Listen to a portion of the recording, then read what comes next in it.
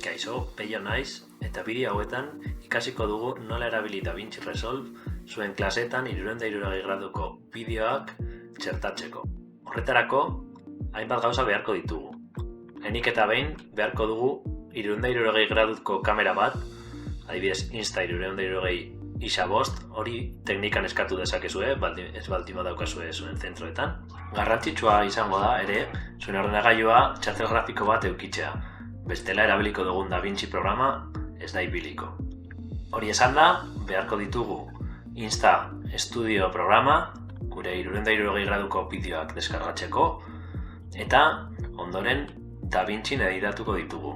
Insta Studio erabil daiteke bideoak editatzeko, baina oso aukera murritzak ditu. Orduan horregatik erabiliko dugu DaVinci Resolve.